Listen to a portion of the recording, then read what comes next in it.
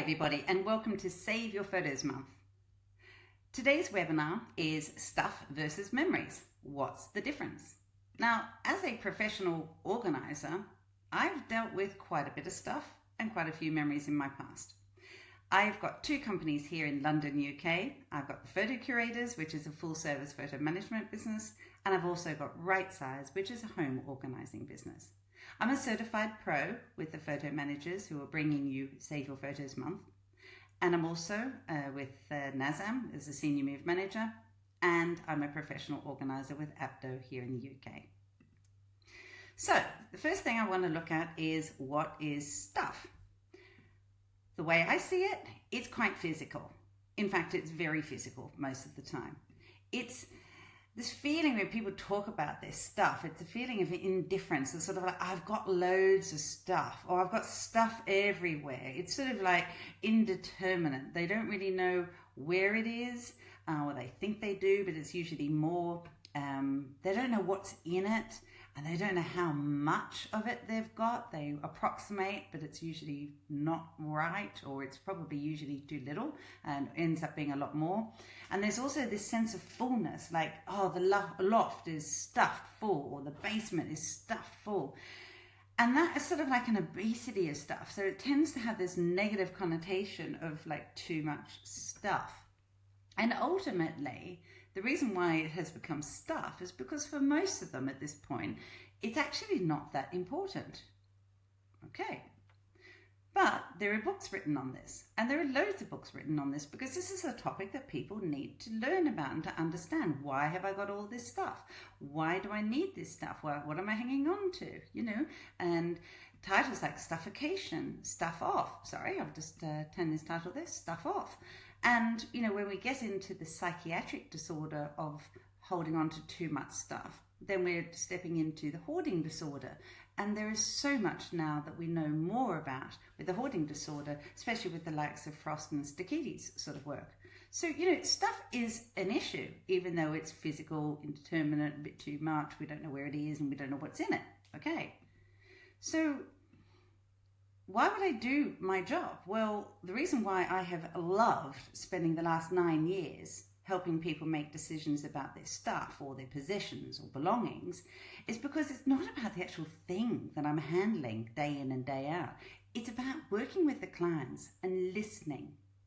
And what they're saying is their stories and their memories. So somehow we've got this thing going on called memories. So let's have a look at memories. What are memories? Well, memories are an emotional thing. It's not a physical thing at all, but they can be really life-defining. You know exactly where you were at a certain point of time, and you know who was there, and you can describe everything in that moment which that memory occurred. Very detail-orientated, very explicit, and just so much depth and so much thought, feelings go into a memory. So memories are very important, and this is what I have learned. So then you could deduce from what I'm saying is that the difference is so clear that stuff is just stuff and it's pretty unimportant, and memories are really important, and that's the biggie. Okay, so what I should be able to do, if you just take that at face value, is to walk into a client's home and say this: why don't you just throw out all that stuff? This would be their reaction. It's probably not a good idea. So, something's going on. What is going on? What's going on in this relationship between stuff and memories? Now, I know this work, and I've worked alongside a lot of my colleagues, and I've got a very good colleague in the US who you probably all know, Matt Paxton. So I decided to quickly grab him last week. We pre-recorded this pre-recording, and we just had a quick chat, and I put it to him, what is the difference? And let's see what Matt's got to say. Matt, thank you so much for joining me very quickly for Save Your Photos Month, and just tapping into your expertise in the same area that I've been working in for the last few years. I'd like to pick your brains on what you actually feel is the difference between what people call stuff and people call memories. So for me, I see it in hoarders. I see it in my downsizing work. The stuff is the vehicle to the memories. The stuff just holds it. It's the car. The trip, the journey is the memories, but you got to get there somehow, and it's the stuff. So why do people tend to keep most of their stuff when they're moving on? So when we're moving on, we hold on to our stuff because we don't want our memories to die, or we don't want to lose the memories that are attached to them. You know, the word legacy is a really important legacy, and you want to be heard. You want your legacy to be there. But you have to be memorable to have a legacy. And, you know, everybody we work with, there's some kind of change in their life. It's happening right now. And so there's a fear of the unknown, the future, and there's a fear of losing the past. And we hold on to all this stuff because we're afraid we won't be remembered when we're gone, or we're afraid we won't remember the people we want to remember that are already gone. And so it's a fear of losing out, the old FOLO, F-O-L-O, fear of losing out. What am I going to miss if I let go of all this stuff? Do we really need all this stuff? Of course not. And there's a million different beliefs on that. We don't really need much of anything. We can get by with a lot. I mean, that's one thing the pandemic has taught us. We don't need as much as we think we need. But we still like it because we like the memories attached to it. So, sorry if that is freezing just a little bit, but these recordings, I'm working off a laptop here, and I think you probably heard the audio, even if the video is not coming through so clearly. Right, so what Matt was saying there is that stuff is the vehicle to the memories. We believe that our memories are attached to our stuff, but actually it's just the car, and it's just part of the journey to creating the memories. Yet people get a bit stuck with this. They sort of say, well, this stuff is who I am, and this represents who I want to be, and this is my life's worth, and this is my life's work. You know, and we actually think that our possessions will become our legacy. And, you know, there's a difference. There really is a difference. And this is what I think is key. The stuff that we own is serving a purpose for now. It's beautiful, or it's useful, or it's valuable. These things are important to us for now. But our memories are very different. That's what's creating our legacy forever. So, which one do we want more of? I can't run a straw poll here because this is all pre-recorded, but I'm going to assume that the answer, hopefully, is that we want more of our memories. So does that mean that we keep all of our memories? Is that where this is going? Because when I'm working with clients, I'm hearing lots of stories. I'm hearing some amazing stories, and then I'm hearing some really awful stories. Now, are these the memories that people want to keep? This is what I call toxic memories.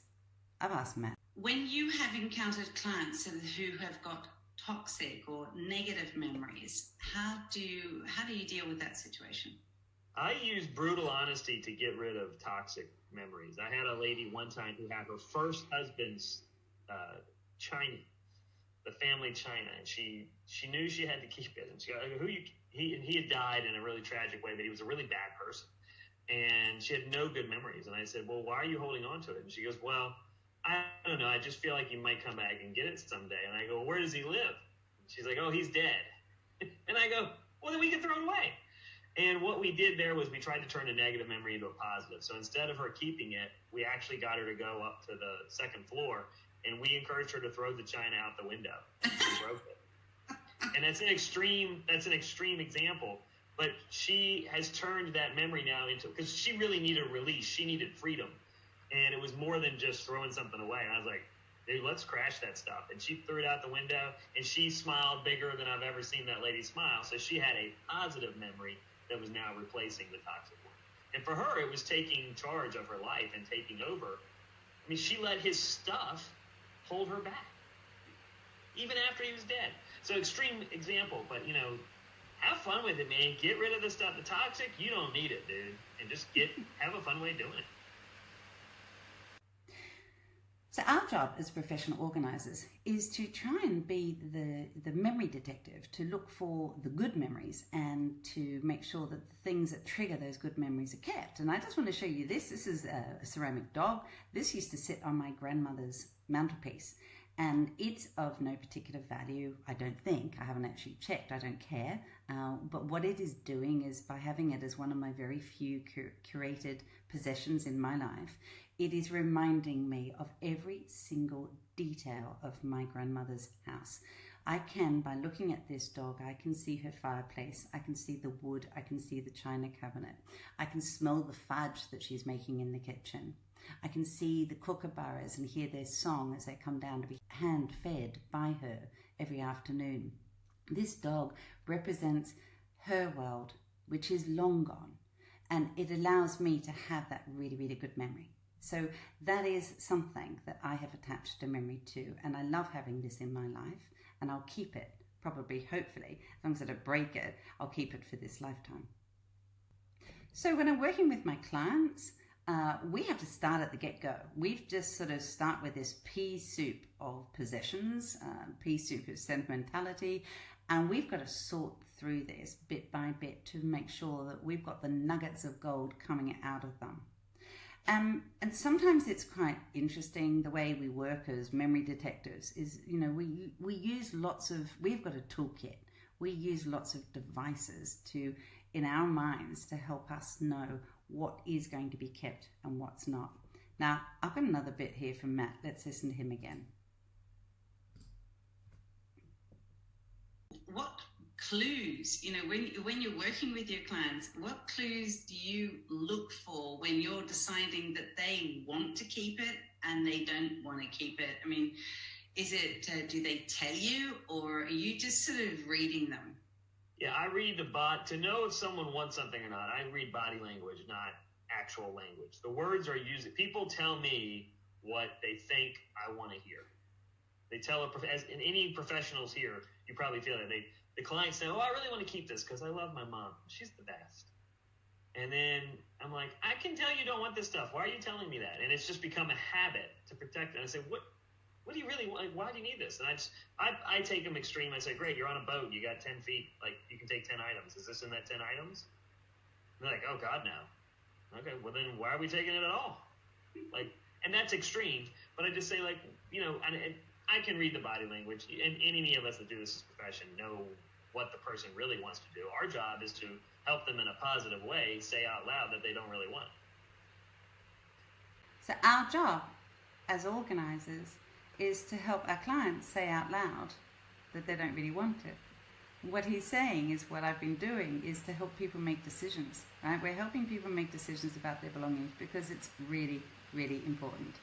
And as more and more as I've gone into the world of sort of stuff, I've realized that it's the photos and the obsolete media that are becoming a little bit more important, because these are the things that I would never remove from somebody's home. It's their belongings. Even if they can't access them, I know that there's something really deep and meaningful probably attached in them. So photos and videos can tell a story long after we're gone. It's far more important than stuff. So I've started to sort of just hone in on that a bit. Take this, my lovely dog, as an example again. What would my children actually want? Do they want me to give them this dog? Am I expecting them to know all the memories that I've attached to this dog? Or would I be better off to give them this? It's a photo. It's a photo showing my grandmother outside her home. She's 80, and in front of the grandmother is me. I'm 5. And 6 of my siblings are also in this photo because I'm one of 9. And I've got my 2 favorite aunties. The mad one on the left is the one I look most like. And, you know, there's my first cousin, and here come the stories. You know, this photo, even if you didn't know anything about my grandmother, will show you a lot about my family and the legacy that I want to create. So, am I going to ask my children to keep the dog? No. Am I going to gift them this photograph? Yes. Now, interestingly, this is an excellent book. Vicky Dell'Aquila wrote this book in 2007. Don't Toss My Memories in the Trash. And it's a really great tool for looking at how people view their possessions and, you know, what to be mindful of. But what I'm looking at today is the cover of this book. The book that you see in 2007 shows a door and lots of objects, lots of things. Now, she reissued that book without much new information, but if you see the new cover from 2017, I'll just get myself out of the way, If you look at 2017 on the right, there's a very big fundamental difference. The difference is in the objects have now become photos. So Don't Toss My Memories in the Trash is not about ceramic mugs and dolls. It's about photos and people and letters. So the transition is clear. We're beginning to realize what's important and what is not. Now, I have therefore transitioned into photo management because I see more value in it. The results are more joyful. Everything is life-changing when you let go of stuff, but when you go into photos, then you're actually you're bringing memories back to life. But it's still got a physical reality, and this is the back of my car. Just a few months ago, I onboarded this client, and every single thing in the back of that car is a photo or a piece of obsolete media. Loose photos in bin bags, albums, probably 20 albums. There was crates of photos, nothing in any order. Yet really, really important for the client to have these organized because she's never going to let them go because all her memories are in there. So photo management services give the client something they really can create their legacy with. And this is what we delivered back just a couple of weeks ago. This is her photos, completely organized, deduplicated, indexed, and tied with her favorite color is purple. So so we put the purple ribbon on it. And all her digital photos are also have been organized in the same methodical way. She has her memories now at her fingertips, and her children are now beginning to view them as well. So it really, really cool stuff. In summary, I'll give you some top tips. What we discussed was never get overwhelmed by the amount of stuff you have. Don't sort of just frump it. It's stuff, okay, but let's start dealing with it because you don't want to leave it to your children. Read the body language of yourself, your friends, your family. When you're going through stuff, listen. What is it they're really saying? What is that heavy sigh? What is the story behind it? Does that mean it's good memory or bad memory? And then when you really got to let it go and really have a laugh. I've got to say, humor in my work has been a key thing. I've absolutely adored the laughs and banter that I have with my clients as we just let things go. Also, just ongoing, think about and be mindful of your stuff. Everything that you own, everything that is physical, and especially now, everything that is digital. Curate your contents and do that on a daily basis. And just be mindful that a legacy is actually usually just one single memory, one single story. If you go to somebody's funeral and somebody comes up to you, they're going to just tell you what was so fantastic about your father or your grandmother and how that person made them feel. That's their legacy. It's not about their stuff. Yeah? And so, get your photos sorted. Your possessions and your photos want to live where you live, and this is really important that you don't let them live in basements and live in really hot and cold lofts and start deteriorating, because if you really do want to be responsible for them and you care for them, they're going to have to live in the same space as you. They want those same ideal contained temperatures. So if I was to say one thing, and finally, I would say to you this: if you can't live with your possessions and photos, if you've got too many of them, if you've got storage units and you've got lofts and you've got things left at your parents' houses and you can't hold on to those things, then maybe you can also live without them. If you curate your possessions and your memories, you're going to have everything you need and nothing that you don't. So, I'm hosting a Facebook Live event with Matt. He's got a little bit more time to go through because we had so much to discuss about legacies and photo management and his photo management. We're going to get together at the end of September. If you want notification of when Matt and I are talking on Facebook Live, do just follow me on Facebook. I'm at The Photo Curators, and on Instagram at The Photo Curators HQ. And that would be really awesome to be able to send you an invite to our next link together. And thank you very much. So in conclusion, on behalf of the photo managers, I'd like to say thank you. Thank you for watching this, and thank you for being part of Save Your Photos Month. If you want some help organising your photos, then do just look online at thephotomanagers.com. We're all there.